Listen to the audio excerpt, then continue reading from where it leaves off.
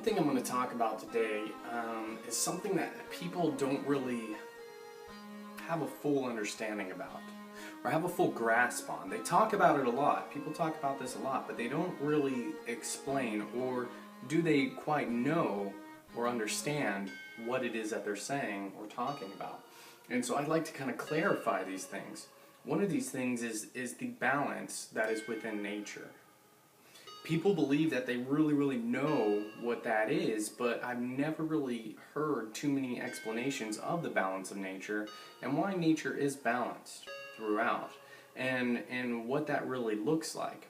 Because most people, when they think of a balance, they think of the scale with two things hanging down. They got weights, right? And these are two opposing forces that are keeping each other balanced, like this.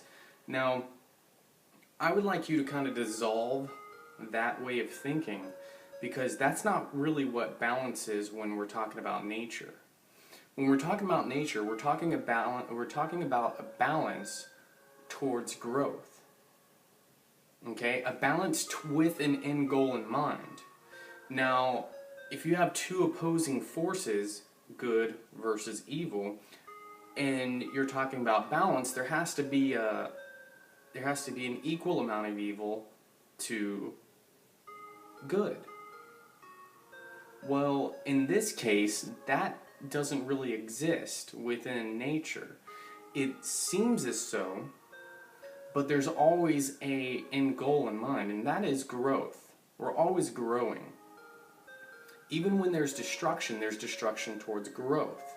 Now, whether that growth is to eliminate an issue so that nature can continue to grow forward, or whether it's to use as a catalyst to propel something into further growth, it doesn't really matter. There's two different types. But regardless, these destructive factors are always good, in a sense.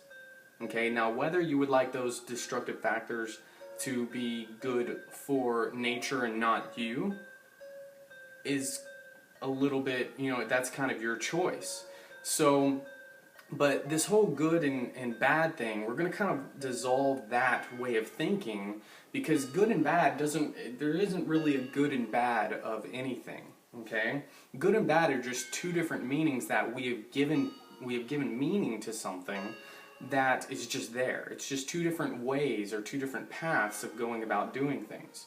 Okay, now these paths are destructive and growth, regeneration versus degeneration.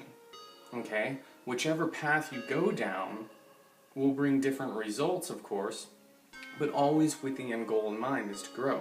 Now, this is what I mean by that. We've all been through some type of crucible, correct? We've all been through some type of very difficult time, but we always come out way better on the other side. Okay, that's what a crucible is you go through a really difficult time, which is a very destructive time. Okay, it feels like we're being destroyed, but we learn something, we come out 100 times better on the other side. See, we're growing, but exponentially because of that destruction. And when we look back on that, we always say, man, that was like really a powerful situation for me to learn, and we actually look at it as something good. We now give a new meaning to that because of the destructive properties of it. When we were in it, it was really horrible. Now that we look upon it, we see what we learned from that and what we took from that and who we are because of that, because we grew and matured because of that instance. Now we see that this destruction wasn't really a bad thing, it was actually towards growth. So destructive factors are always towards growth, but how does that growth end up in the end? Let me give you another example. An oak seed. In order for an oak seed to grow and to germinate and to grow into a huge oak tree, it has to first be stratified. Okay? When you stratify an oak seed, it has to either be frozen, so it has to be winterized, or it has to go through some type of fire. Okay, so you have this beautiful field. There's all these oak trees, and these oak trees are spreading their seed. All right, and now in order for that oak seed to grow, it has to be somewhat destroyed. So there has to be some destruction involved in order to catalyze or propel that seed into growing into an oak tree. All right, so it's always towards growth. It can be either a catalyst or it can be something that is getting rid of the issue. Okay, now here's the example of getting rid of the issue. Say you have a group of people, they're looking to have a great evening, okay? And this group of people, they get together like a party, okay? An event or a party or something like that. Now, in that particular instance, there's an individual that comes in and is very violent and is very rude and just starts a bunch of things, a drama and different things within that event and within that social gathering. Now, the logical thing to do is to remove that person from the situation, correct?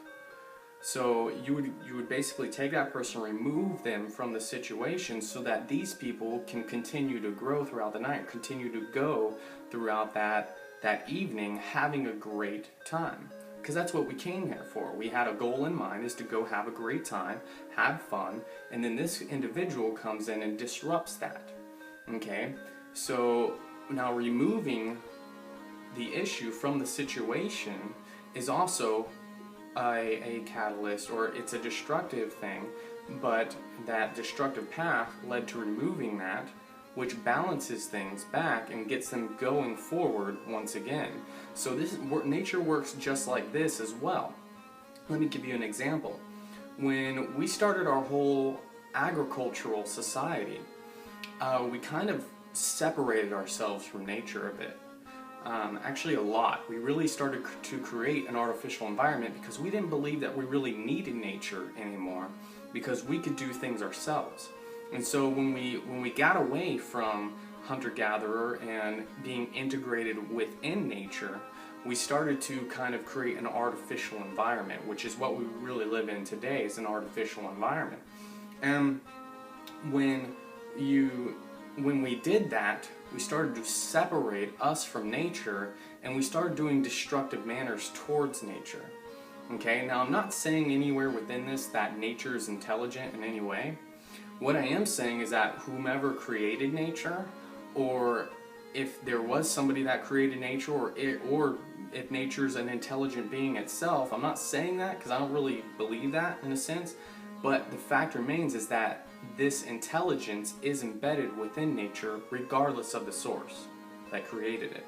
Okay, this intelligence is within nature regardless of the source, and we see that all throughout nature and sacred geometry. Okay, but that's for a further video. What I'm looking to really explain is the balance of nature. And so in the governing factors of nature, because nature is a governing system within itself. We don't need humans to govern humans, because that's not really government, that's more of enslavement. When you control people, a species controlling the same species, that's more enslavement and more domestication of its own species. And so the other instance is when we came in and started doing destructive manners towards nature, over these last 10,000 years since the dawn of agriculture, we've been doing very destructive things, and it's really amped up in the last 200 years with the Industrial Revolution and everything like that. We've really been exponentially doing destructive manners towards nature. Now, this is what happens when we do that. The balance is set in place to remove the issue. Okay, so now, men nowadays have 50% less sperm count than their grandfathers. Do you know what that means? That means we're literally eating ourselves into extinction. We're becoming sterile. We're becoming disease infested. Okay, diabetes, cancer, immune deficiencies. Alright, all these different things, heart disease, that are starting to remove the issue in the destructive manners so that nature can continue to grow. Okay, when we took out all the trees in the forest, the ground hardens up, the water hits the ground, it rushes down, hits the streams, floods the area, kills many of the people in the areas. Why is this? Well, these aren't really natural disasters, these are man-made disasters because we have been doing so many destructive things. Nature has a balance. Nature has a balance, always with the end goal in mind, to grow. So what do you choose to do? Do you choose to grow with nature and integrate yourself back into nature, or do you choose to continue down a destructive path?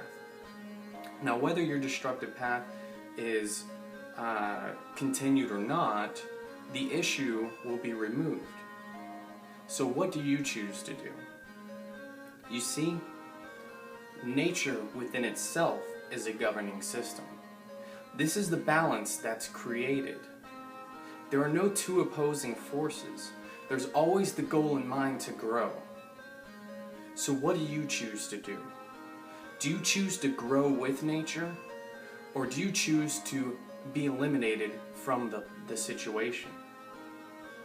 It is your choice. This is Matt with Great Health by Nature.